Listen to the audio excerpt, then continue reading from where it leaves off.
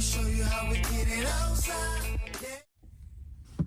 everybody, MA at GigEcon here, and this is one of the reasons why I do not do Uber, the rideshare portion of Uber, Lyft, or any other rideshare app where I pick up people. A prime example of why I don't do that portion of gig economy. Because I would never pick up somebody and get paid to pick them up. I'd rather just go grocery shopping for you. You know, pick up whatever items you need to pick up. Eventually, when I get my cargo van in 2026, pick up freight and deliver that kind of stuff to you. Or do those apps where you just take photos and you get paid to take pictures and answer some questions. Those types of apps. So I'll play the video and we'll give my final thoughts on it after we play the video. Roll that beam footage, please. Brutal attack during a ride. Is out of the hospital, although he remains tonight in very bad shape. On Monday night, he picked up a man for a ride, and police say that man attacked him from behind, slitting his throat, stealing his car. Fox 4's Peyton Yeager met with the victim and spoke with his loved ones as well. Peyton. Heather, the 25-year-old Lyft driver, again, out of the hospital. Thankfully, he is at home recovering. He tells me the suspect was quiet the entire 15-minute ride. Once they reached their final destination, the Lyft driver says the suspect pulled out a knife and demanded to hand over the vehicle. This is 25-year-old Delalvar Burke, bedridden but thankful to be alive. The Lyft driver has stitches across his neck, a wound too graphic to show. Also, bandages cover deep gashes to his hands. Burke's friend, Dustin Tovey, spoke on his behalf on Thursday. He was rushed to the hospital, thankfully, and the paramedics got to him just in time. Burke told police he picked up 19-year-old Antwain Williams of Frisco while driving for Lyft Monday evening.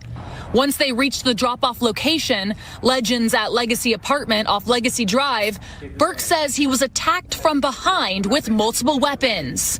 First a knife, and then a cable or wire to try and choke him. The rider took a knife to Delalvar's throat and basically was gonna slash his throat. And he did that a couple times. Delalvar put his hand right in front of the knife and basically asked the rider, hey, whatever you want, just take it, leave me alone.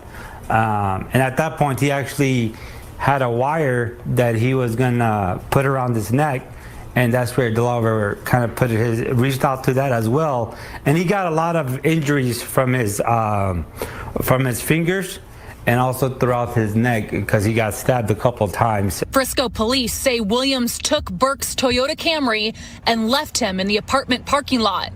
Thankfully, there was a woman nearby to help Burke and call 911.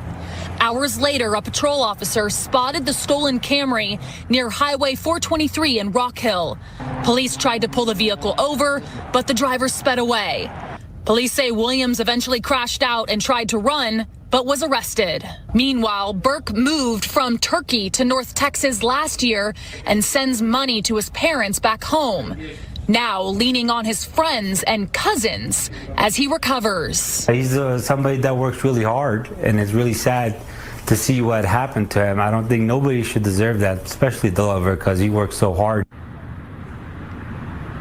The suspect, Williams, remains in the Denton County Jail this evening, facing charges of aggravated robbery with a deadly weapon and also evading arrest. Williams also, at the time on Monday, had an outstanding warrant for allegedly encouraging a child to perform a sex act. That warrant was out of Collin County, and now he is in Denton County Jail. Terrible. So the young man in the video does rideshare to help his family back home. And the other gentleman he picked up ended up slicing his hands, and he just looked bad off. Now, he ended up jacking his vehicle, and while the young man was bleeding out, just left him on the side of the street to bleed out while he stole his vehicle. And as the police were chasing him, he ended up crashing the vehicle. It's a shame. And now this guy is without a vehicle that he uses to make money and is out of a job for the moment. Now, eventually he'll be able to get another vehicle once he recovers from his injuries.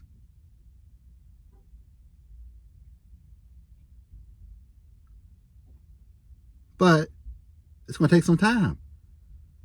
And now his family has to suffer because of one guy who he picked up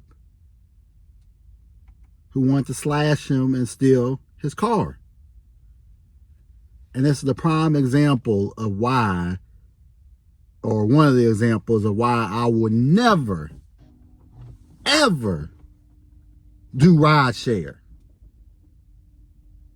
as part of my business. Because it's not worth it. The risk is not worth it to pick up somebody, have them in your vehicle, and have something like that happen to you. Or if you end up canceling the ride, kicking that person out of your vehicle.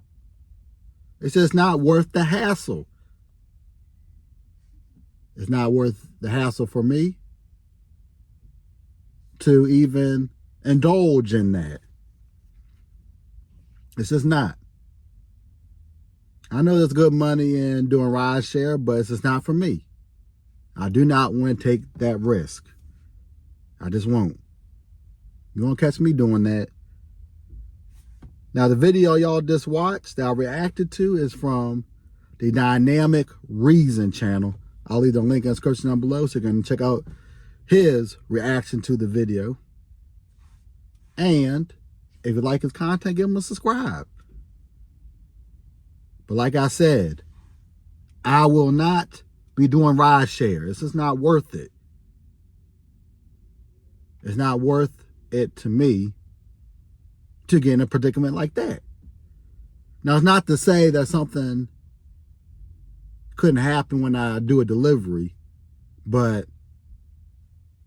60% of the deliveries I do, unless it requires a identification, is leave at the door.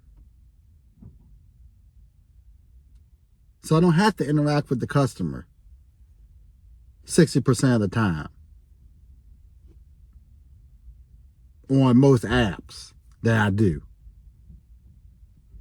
So like I said, it's not worth it to me to get in that predicament where now I'm out of the ability to work and out of a vehicle because one person wanted to act a fool.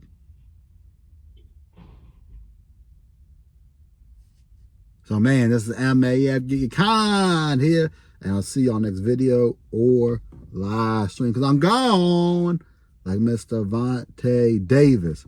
Love, peace, and hair grease, and I'm gone. Rest in peace, buddy. Peace.